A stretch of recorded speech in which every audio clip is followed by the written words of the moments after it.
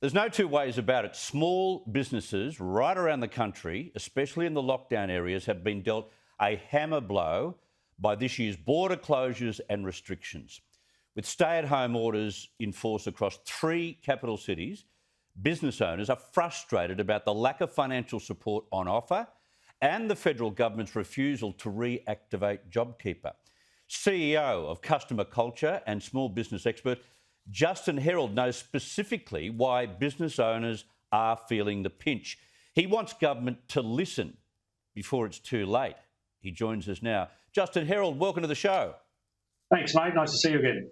How hard have lockdowns been on your business and, of course, the others that you know? Oh, my business, I'm down 95%. So it's pretty difficult. And I've been down since the 26th of June. So they stopped all conferences and all staff training, essentially. So nothing I can do about that. But it's hard on a lot of businesses. If you look at the health and beauty, you look at restaurants, you look at all those other places that have been forced to shut again. It's been very difficult. And it's just very frustrating because it seems at the moment that the state government more so have a ready, fire, aim mentality to fix this thing, that they're making things up as they go but not thinking ahead. You're not happy with the level of support on offer for business owners. What is the difference between what happened in 2020 and what's being offered in 2021? Well, 2020 was done by the federal government and it was nearly instantaneous once they announced it. The problem that I have, and most business owners have the same problem with what they've offered now with JobSaver, I think they're calling it, is as a business owner and as someone that pays PAYG, and I'm an employee of my own business, and most other business owners, if they've got their company set up correctly, that's exactly what they are. We're not eligible for what our staff can get.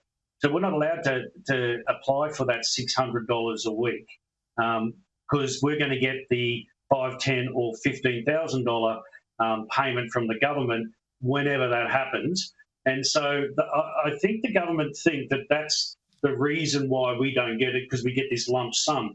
What they're missing is, for me, I've been out of work and no income, and all of my speaking jobs for the year have now cancelled. So I'm not sure how far they reckon that 15 grand is going to go. But if I look at someone like my wife's business, the overheads are $20-something thousand a week. How much of that 15,000 is going to help her? So they haven't really thought ahead. And many, many years ago, when Michael Carmody was the taxation commissioner of the ATO, he put together a thing called the Small Business Advisory Group, which I was one of the members, where they had 10 to 15 small business owners, and the tax office would sit us down once a quarter and say, here's what our new policies are. One of them was the GST, and here's how it's going to affect you guys. And we'd say, well, yes, it is going to affect us that way, or no, you've got no clue what you're talking about.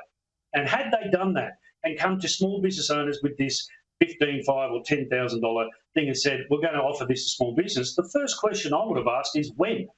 Now, I applied on Monday. I was one of the lucky ones that could potentially get on Monday. I still haven't heard anything other than yesterday to be told that some of the information that I loaded into their system had gone missing.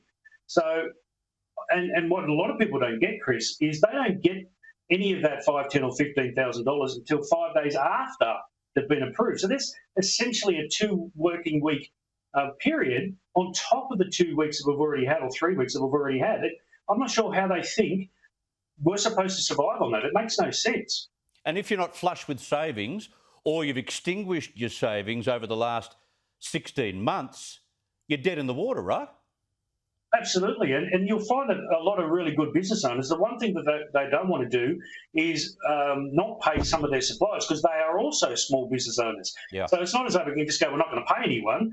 You've got to do the right thing. But, some industries like health and beauty, for example, I'm not saying no one else, but there's an impact that I see on a daily basis. They've had this for nearly 16 months. I'm not sure, no matter how much money you've got in the bank, you've still got to pay bills. We've got to keep raising it. And if they're not going to get together committees like they used to do, as you say, under Carmody, they've got to think about what they hear in forums like this one. And I'm glad that you raised this tonight. Thank you very much for your time, mate. Thanks, mate.